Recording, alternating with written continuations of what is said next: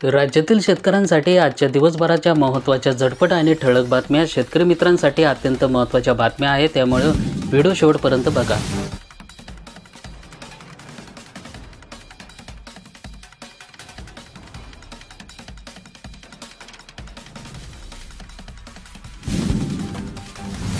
बीड जिल्ह्यामध्ये अवकाळी पावसाचा कहर, तर शेतकऱ्यांना अशा पाण्यात पिकांचं मोठ्या प्रमाणात नुकसान, गडगडासह गारांचा अवकाळी पाऊस पडला। लाडक्या बहिणीच्या खात्यावर रक्कम वर्ग करण्यात आले, तर एकीकडे शिवसेना नेते संजय राऊत यांसह विरोधी पक्षाचे काही नेते यांना लाडकी बहीण योजना जवळजवळ बंद झाली। राज्य सरकार लाडक्या बहिणीची फसवणूक करत असल्याचा आरोप करीत, तर दुसरीकडे मात्र मनमाड शहर परिसरासह ग्रामीण भागातील लाडक्या बहिणीच्या खात्यामध्ये शनिवारपासून एप्रिल महिन्याचे 1500 रुपये जमा होण्यास अखेर सुरुवात झाली। संपूर्ण कर्जमाफीसह सीतामाईल कड साकडे, तर जिल्हा बँकेच्या सक्तीची वसुली, काळाराम मंदिरामध्ये आंदोलन सुरू। कोट्यवधी शेतकऱ्यांसाठी आनंदाची बातमी, तर 20व्या हप्त्यापूर्वी सरकारने केला मोठा बदल। 20वा हप्ता लवकरच शेतकऱ्यांच्या खात्यामध्ये जमा करण्यात येणार। पीक विमा योजनेसाठी राज्यात स्वतंत्र महामंडळ स्थापन करण्याची मागणी। राज्यातील शेतकऱ्यांना नैसर्गिक आपत्तीमधून भरपाई मिळावी आणि पीक विमा योजनेचे खरे लाभ मिळावेत, यासाठी महाराष्ट्रामध्ये आयओ विमा महामंडळाचे राज्य सारखं कृषी पीक विमा महामंडळ स्थापन करावे, अशी जोरदार मागणी तज्ज्ञ आणि अभ्यासाकडून होत आहे। पीक विम्याचं जिल्ह्यानिह अपडेट आली, तर जालना जिल्ह्यातील शेतकऱ्यांना पीक विम्यापोटी 197 कोटी रुपये शेतकऱ्यांच्या खात्यामध्ये वाटप सुरू झाले। नांदेडला अतिवृष्टीग्रस्तांचं 750 कोटी रुपये वितरित झाले। नांदेड जिल्ह्यातील सप्टेंबरमध्ये अतिवृष्टीपूर परिस्थितीमुळे नुकसान झालेल्या 7,83,115 शेतकऱ्यांसाठी शासनाकडून 812 कोटी रुपये नुकसान भरपाई मंजूर करण्यात आली। यानुसार जिल्ह्यामध्ये 5,96,517 हेक्टरवरील पिकांचं नुकसान झालेलं आहे। हा फटका जिल्ह्यातील 7,83,915 शेतकऱ्यांना बसला होता। यामध्ये नुकसानग्रस्त भरपाईसाठी 812 कोटी 38,60,000 रुपयांचा सानुग्रह अनुदानाची मागणी जिल्हा प्रशासनाने छत्रपती संभाजीनगर विभागीय आयुक्ताकडे केली होती। या मागणीनुसार शासनाने नांदेडला 812 कोटी रुपयांचा निधी मंजूर केला होता।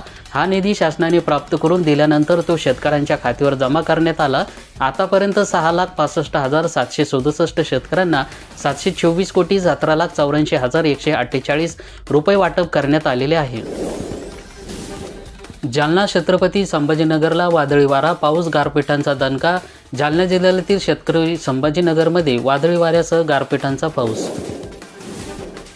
लाडकी बहीण 2,100 रुपये देणं अशक्य असणार, सामाजिक न्याय मंत्री संजय शिरसाट यांची कबुली। अजित पवारांना आभाळातून पैसे आणायचं का, हसन मुश्रीफ। मुख्यमंत्री माझी लाडकी बहीण योजनेमधील लाभार्थ्यांना 1500 रुपयावरून 2100 रुपये देता येणं शक्य नसल्याचं प्रज्वल कमोजी सामाजिक न्याय मंत्री संजय शिरसाट यांनी सोमवारी ते पत्रकारांशी बोलताना दिली। ठिबक आणि तुषार सिंचन प्रणालीबाबत शेतकऱ्यांची प्रशिक्षण आवश्यक असणार, कृषी मंत्री ॲडव्होकेट माणिकराव कोकाटे यांचं प्रतिपादन। नाफेडचा कांदा खरेदी लांबण्याची शक्यता, बाजारभाव दबावतच तर खरेदी कोणाला द्यायची यावर उशिरा निर्णय। कृषी मंत्र्यांच्या आदेशानंतर सुद्धा जिल्हा बँकांच्या सक्तीने वसुली थांबली नाही। राज्याचे कृषी मंत्री माणिकराव कोकाटे यांना जिल्हा मध्यवर्ती बँकांच्या कर्ज वसुलीला स्थगिती देण्याच्या सूचना केल्यानंतर सुद्धा बँकाकडून सक्तीने वसुलीचा मात्र कायम असल्याच्या तक्रारी सोमवारी 5 तारखेला शेतकरी समन्वय समितीनं सक्तीची वसुली थांबून कर्जमाफीसाठी श्री काळाराम मंदिरामध्ये आंदोलन केले। श्रीरामच्या नावाने केंद्र आणि राज्यामध्ये निवडून आलेल्या शेतकऱ्यांना सुबुद्धी द्यावे असे साकडे घालण्यात आले। राज्यात अनेक ठिकाणी अवकाळीचा तडाखा, आणखी 4 दिवस वादळी वाऱ्यासह गारपीट होण्याची IMDचा इशारा। कृषी उत्पन्न बाजार समिती परभणी या ठिकाणी कापूस बाजारभाव 7,870 रुपये प्रति क्विंटलपर्यंत कापसाचे बाजारभाव पोहोचले। अवकाळी पावसामुळे कांदा, आंबा पिकांचं मोठ्या प्रमाणात नुकसान, वाडेगाव परिसरातील वादळी वाऱ्यासह पावसाचा फटका, शेतकरी संकटात। यवतमाळ येथील शेतकऱ्यांना मंजूर झालेला कर्ज अचानक झाले रद्द, ग्राहक आयोगाची बँक ऑफ इंडियाला चपराक, शेतकऱ्यांना ग्राहक आयोगामध्ये घेतली धाव। खरीप हंगामाच्या तोंडावर कृषी सहाय्यक आंदोलनाच्या पवित्रामध्ये प्रलंबित मागण्याकडे शासनाचे दुर्लक्ष, 15 मे पासून काम बंद, आंदोलनाचा इशारा। घरकुलासाठी 50,000 रुपयांची वाढ, पण सौर पॅनलची आडकाठी, प्रधानमंत्री आवास योजना जिल्ह्यातील 49,266 लाभार्थ्यांना वाढीव अनुदानाचा मिळणार लाभ। 5 तालुक्यावर गारपीट अवकाळीचा दुहेरी घाव, शेतकऱ्यांची मेहनत गेली वाया। कांदा, मक्का, बाजरी पिकांचं मोठ्या प्रमाणात नुकसान। गणोरी नायगाव रस्त्यावर झाड पडल्यामुळे वाहतूक 2 तास ठप्प झाली। भारतातील कांदा वाहवी करायची न जाता आता थेट जाणार दुबईमध्ये। भारत सरकारकडून पाकिस्तानमधून आयातीला बंदी करण्यात आली। मेघगर्जनेसह वादळी पावसाची हजेरी आणि गारपीट। भुसावळ येथील मुक्ताईनगर तालुक्यातील वादळी पाऊस वन गावाला कोसळल्यामुळे गारा हजारो हेक्टरवरील केळीचं नुकसान। खरीप तोंडावर आला तर घरात कापसाची गंजी, शेतकऱ्यांचा आर्थिक कोंडी। भाववाढीची अपेक्षा ठरली फोल। ग्रामीण भागात शेतकऱ्यांकडून मिळेल त्या भावामध्ये कापसाची विक्री सुरू। खरीप पीक विम्याचे 3,265 कोटी रुपये मंजूर झाले। 2,546 कोटी रुपये झाले वाटप। सर्वाधिक 1,404 कोटी रुपये लातूर विभागाला मिळाले। 2.25 लाख मेट्रिक टन खतांचा पुरवठा मंजूर झाला। जालना जिल्ह्यातील खरीप हंगामाचे 5,75,000 हेक्टरवर क्षेत्र पेरणी योग्य झाली।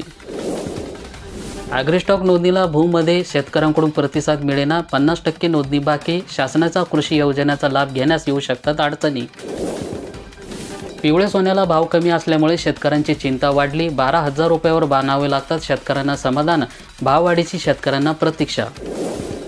नगदी पीक म्हणून अनेक शेतकऱ्यांना हळदीची लागवड केली असताना परंतु काही दिवसापासून हळदीला म्हणावा तसा भाव मिळत नाही। त्यामुळे पुढील हंगामात हळदीची लागवड करावी की नाही असा प्रश्न शेतकरी उपस्थित करत आहेत। यावर्षी 30,000 रुपयापर्यंत हळदीचा भाव गेला होता, परंतु यावर्षी हळद आवक सुरू झाल्यापासून 14,000 रुपयांच्या पुढे काही भाव जात हळदीला अत्यल्प भाव मिळत असल्यामुळे शेतकऱ्यांमध्ये लागवडीचा खर्च मजुरी निघत नाही।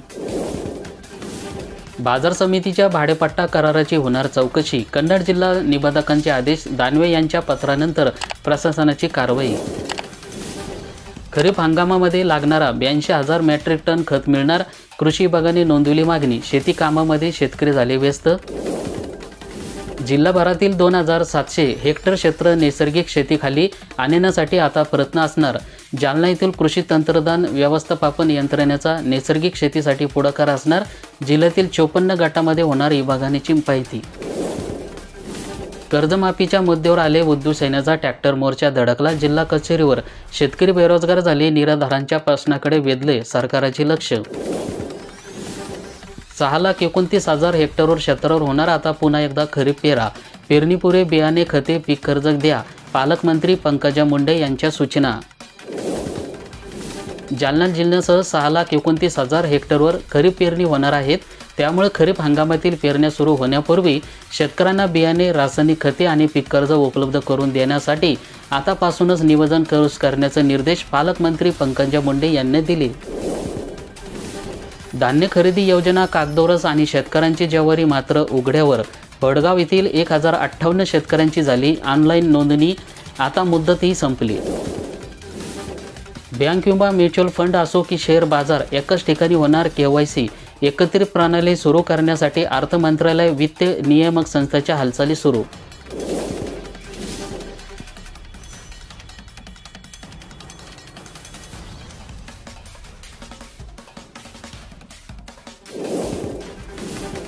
पीक विम्यासाठी कृषी कार्यालयामध्ये आज बैठक घेण्यात येणार। तालुक्यातील बहुतेक शेतकऱ्यांना पीक विमा न मिळाल्यामुळे शेतकरी सौकोना समितीने मंगळवारी तहसीलदारांची भेट घेतली। तहसीलदार पांडुरंग माचेवाड यांना या संदर्भामध्ये 5 मे रोजी येथील कृषी कार्यालयामध्ये आयोजित केले आहे। या बैठकीमध्ये काय तोडगा निघतो याकडे सर्व शेतकऱ्यांच्या नजरा लागलेल्या आहे। अवकाळी पावसामुळे आठवडी बाजाराची दाणादाण, उन्हाळी पिकांचं मोठ्या प्रमाणात नुकसान झाले। गौरी परिसरातील गारपीट, चंद्रपुरातही बसलाय गंगासागर, हेटी परिसरामधील वीज खांब कोसळले। अनुदानाची संधी आली तर अर्ज करा। मिनी ट्रॅक्टरसाठी 3.25 लाख रुपये मिळवा अनुदान। अनुसूचित जाती आणि नवबद्ध घटकांसाठी ही सवलत।